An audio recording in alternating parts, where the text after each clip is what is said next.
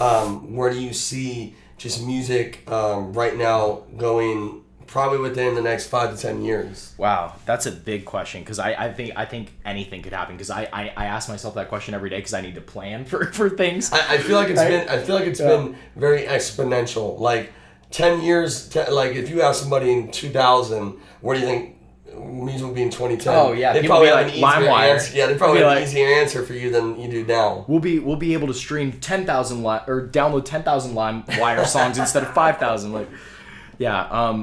I think one thing that's going to happen is I think live streaming is going to continue getting ramped up. I think Twitch is huge for people right now, especially for musicians. They're starting to hop over to Twitch and hop over to Insta Live and hop over to Facebook Live.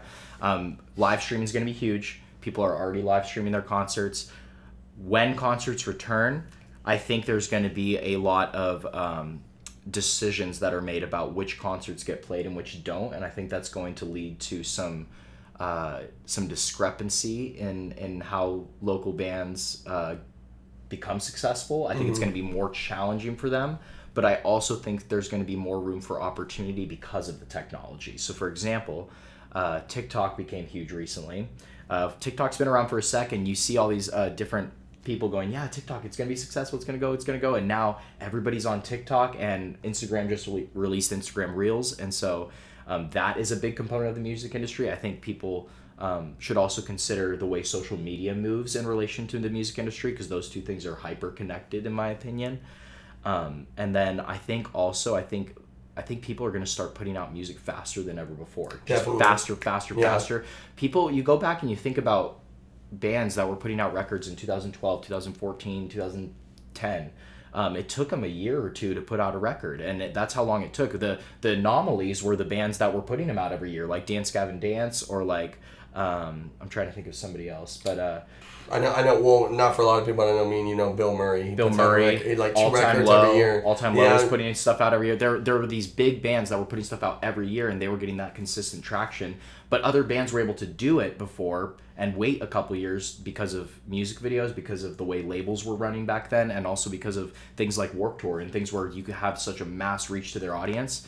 And at this time, I think what artists are going to have to do to be successful and be competitive, especially in the local area, is to really start understanding Facebook targeting and Facebook ads and how they're going to target new audiences to bring new people to shows when we can have shows.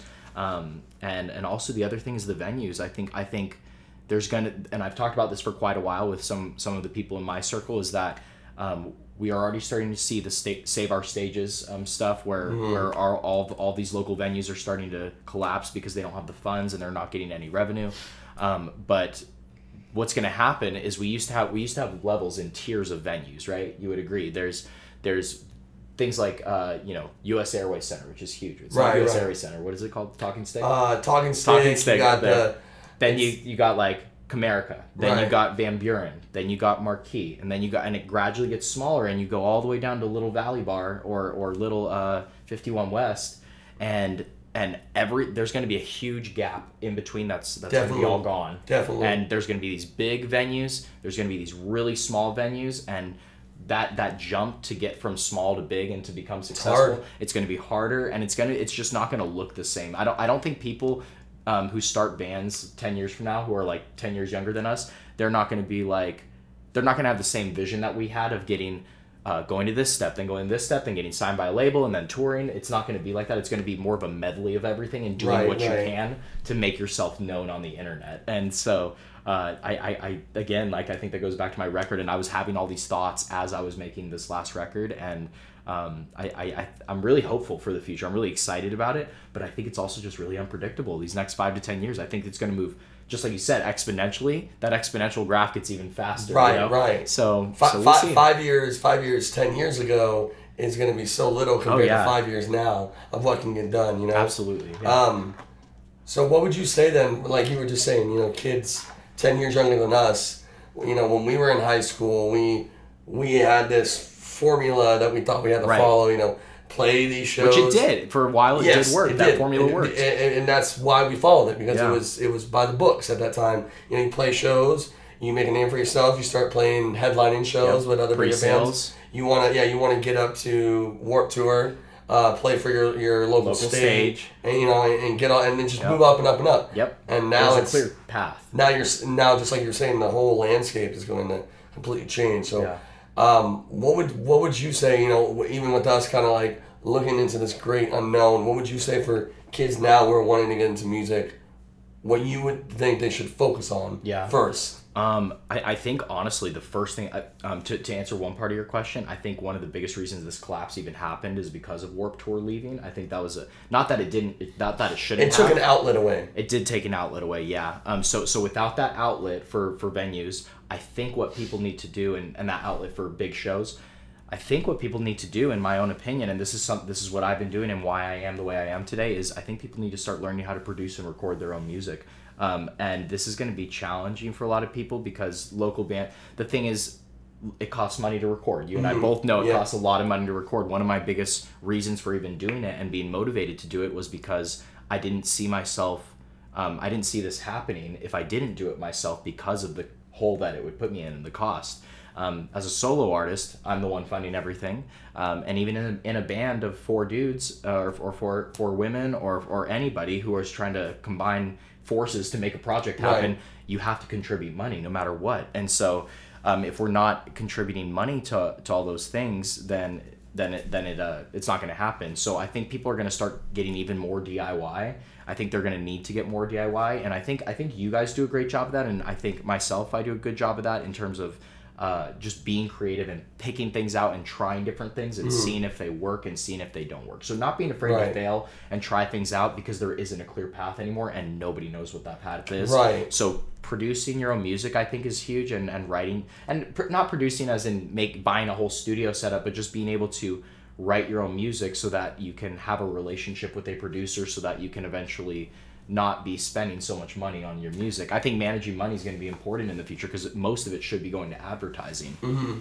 Well, and I think too, in this day and age, it's so much easier to be able to make your own music than it was.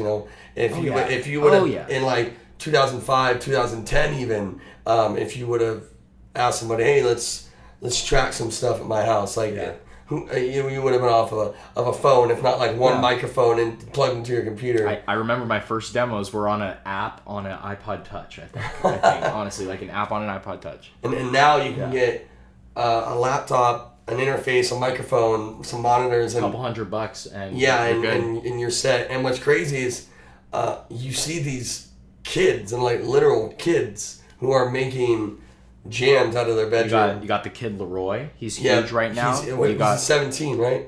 I think he's 17 or 18 or 19. He started when he was like 16. Yeah. Lil Mosey, Blueface, like all these rappers who are getting huge and like they're making beats in their bedroom with their homies, and they are 18 or 19 and they're doing this outside of school, and people are seeing them do it because they're just taking a chance. And the fact that they can even have this capability, like you said, that's what's incredible. We just were on the pre-brink of that. Mm-hmm. We were just on the pre-brink of that. So I remember getting my first laptop in college and trying to record and just doing all this stuff, and I was so impressed and fascinated by people who were self-producers like that when I was first starting back in 2012 or 2013, I think.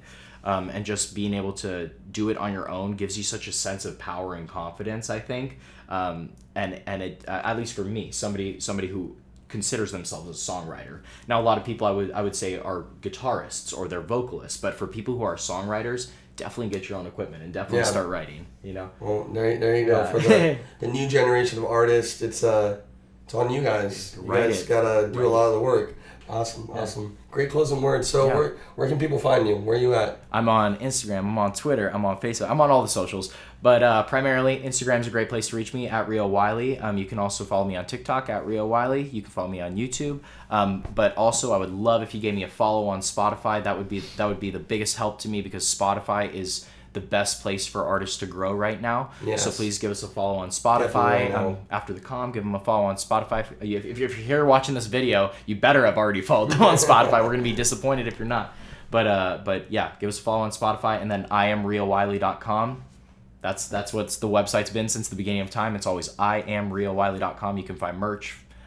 You can find tour dates when we have tour again. You can find music. You can find photos. You can find all I think 11 of my music videos. I've done 11 videos since 2016. Lance and I have done 9 of them together, which was crazy. So yeah, thank you, Lance.